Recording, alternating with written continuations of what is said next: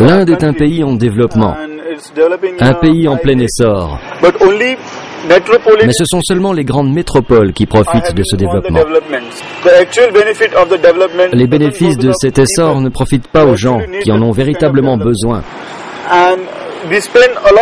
Et les ministères, le gouvernement, les autorités dépensent énormément d'argent pour leur infrastructure.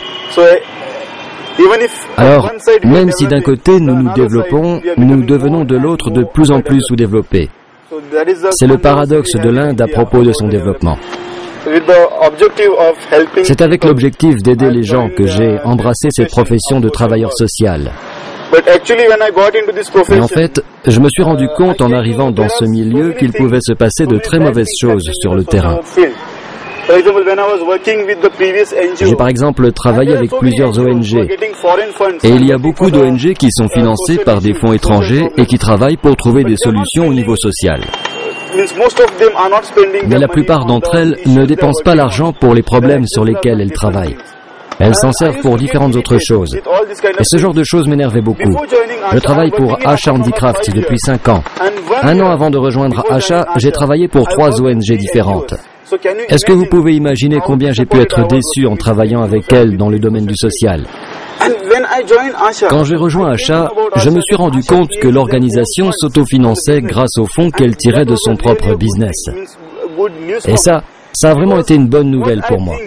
Parce que je pense personnellement que lorsque je donne 10 roupies de ma poche à quelqu'un pour qu'il se nourrisse ou qu'il s'achète quelque chose, je sais réellement ce que ça vaut de lui donner ce que j'ai gagné. C'est la même chose. Dans ce qu'Asha gagne, il y a 20% du bénéfice net de la structure qui va aux artisans. Et cela va directement aux artisans. Pas d'intermédiaire, rien. Nous sommes en train d'essayer de réduire les coûts de nos projets sociaux pour pouvoir offrir une meilleure éducation, une meilleure nutrition pour les enfants. Nous ne voulons pas que nos enfants, nos écoles soient dans des pièces dernier cri et climatisées. On peut très bien avoir une e-académie dans une petite pièce avec un seul ventilateur, mais avec une meilleure formation. Le plus important, ce n'est pas combien d'argent on dépense, mais ce que l'on donne réellement aux gens. Ça, c'est très très important. Et c'est comme ça que ça se passe à Asha Handicraft. À la base, la tâche du coordinateur social est de travailler avec les artisans, leurs familles et leurs communautés dont ils font partie et de mettre en place des projets sociaux. Mais parce qu'ils se rendent quotidiennement dans les ateliers pour parler avec les artisans, on leur a également demandé de suivre le processus de production. Ils ont été d'accord et nous ont dit qu'ils pouvaient tout à fait demander des informations aux producteurs ou suivre une commande. Au moment où la commande arrive chez le producteur, une copie arrive au même moment chez le coordinateur social de la ville concernée. Il accompagne ensuite le producteur, notamment au niveau des délais mis en place. Ils sont sur place. Ils sont disponibles 24 heures sur 24 pour la communauté, pour les gens, pour les artisans, pour les producteurs. Quel que soit le travail qu'on leur donne, les projets à monter, ce sont eux qui peuvent parler aux autorités locales, qui parlent aux artisans, parce que tout le monde les connaît. Si nos coordinateurs locaux n'étaient pas présents dans ces quartiers, je ne pense pas que nous serions capables d'y travailler de manière aussi influente et efficace. On pourrait y travailler, on mettrait en place des projets, mais nous ne pourrions pas en tirer de très bons résultats. Les coordinateurs sociaux sont vraiment le fer de lance d'Asha Handicraft.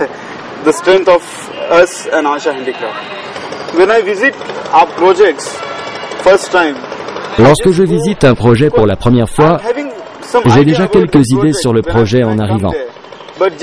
Mais je me déplace pour voir ce qui se passe exactement. Quel est le concept dans la tête des gens qui mettent en place ce projet? Alors j'observe combien de personnes sont au bénéfice du projet, si ce bénéfice est conséquent pour elles, s'il est important de dépenser de l'argent pour cela, ou encore ce que nous pouvons faire pour l'améliorer. Victor Harris rencontre et parle à différentes personnes d'une communauté pour évaluer les besoins de celle-ci. Prenons un exemple. L'e-Académie. Il cherche à savoir si les enfants vont à l'école, s'il y a des professeurs qui pourront venir donner des cours, s'il y a des problèmes d'électricité, s'il peut obtenir un local à bas prix pour les cours d'informatique. Après avoir finalisé toutes ces choses, il nous soumet une proposition de projet. Lorsqu'on le valide, il commence alors le travail concret. Il amène les ordinateurs, les connecte, prévient les enfants, puis les professeurs peuvent commencer les cours. Ensuite, il suit le développement du projet tant au niveau des étudiants que des professeurs. Une fois que celui-ci est bien mis en place, il peut se consacrer à d'autres problèmes, à d'autres projets. En tant que travailleur social, nous rencontrons beaucoup de problèmes, de personnes dans le besoin, qui se trouvent dans des situations difficiles. Et quelquefois, ce que nous faisons naturellement en tant qu'être humain, c'est que quand une personne est triste, nous nous asseyons avec elle, en partageant sa tristesse et en lui disant « C'est vraiment horrible ce qui t'arrive, c'est très triste, je suis avec toi. » Mais en travaillant dans le social, ton cœur doit vraiment être ferme. Tu dois être très fort et ne pas rendre les personnes plus tristes qu'elles ne le sont déjà. Tu ne dois pas rendre les problèmes qu'ils affrontent encore plus insurmontables. Mais tu dois être capable de trouver des solutions. Tu dois être capable de leur apporter des alternatives, des conseils pour qu'ils s'extirpent de leurs problèmes. Les gens ont besoin de cela. Ils ont besoin de solutions. Ils ont besoin d'action. Quel que soit ce que vous leur dites ou la manière dont vous vous comportez avec eux, ça n'a pas d'importance. C'est ce que tu fais pour eux et pour leurs problèmes qui a réellement de l'importance. Et c'est un des principes de base des études dans le social. Tant que tu ne t'assois pas avec eux et que tu ne partages pas leurs émotions, tu ne seras pas capable de discerner leurs problèmes. Mais si tu t'assois juste avec eux, que tu les plains, que tu te dis que tu es triste pour eux, puis que tu t'en vas en leur disant de se débrouiller, cela fera bien plus que les décevoir. La prochaine fois que tu viendras les voir, ils refuseront de te parler ou de s'entretenir avec toi. Mais si tu t'assois avec eux et tu leur dis « Je suis vraiment désolé par ce qui t'arrive, mais qu'est-ce qu'on peut faire maintenant ?» Planifie quelque chose avec eux. Trouve une solution concrète. Et quand tu repars, agis. Tu gagneras alors leur confiance et ils te soutiendront quoi qu'il arrive. Un salaire équitable n'est pas suffisant pour eux. Un salaire équitable sert uniquement à améliorer leur niveau de vie.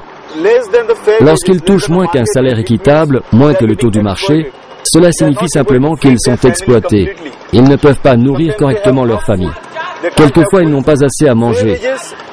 Le salaire équitable leur permet d'avoir suffisamment de nourriture, un abri et de quoi s'habiller.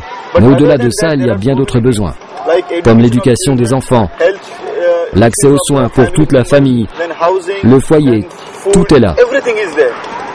Nous devons les accompagner pour qu'ils sachent comment subvenir à ces autres besoins.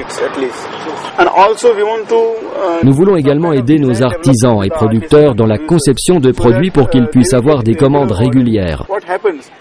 Ce qui se passe, par exemple, c'est qu'un producteur peut avoir beaucoup de commandes une année et rien l'année suivante. Et cette situation les désespère. Parce que s'ils ont beaucoup de commandes une année, ils vont investir dans leurs installations. Et lorsqu'ils n'auront plus rien l'année d'après, pouvez-vous me dire quelle en sera l'utilité? Alors nous essayons de garder une continuité dans les commandes et c'est pour cela que nous voulons développer notre gamme de produits. On a une e-académie, on a un centre médical et nous nous occupons de ces projets depuis 5 ans. Mais nous n'arrivons pas à transformer ces petits projets en projets plus importants, comme par exemple transformer le centre médical en véritable dispensaire ou en hôpital, ou encore nos cours d'informatique en institut ou en centre de formation professionnelle. Nous n'avons pas réussi à le faire jusqu'à aujourd'hui. Le travail prend du temps et ne va pas aussi vite qu'on le voudrait. C'est de là que vient notre frustration.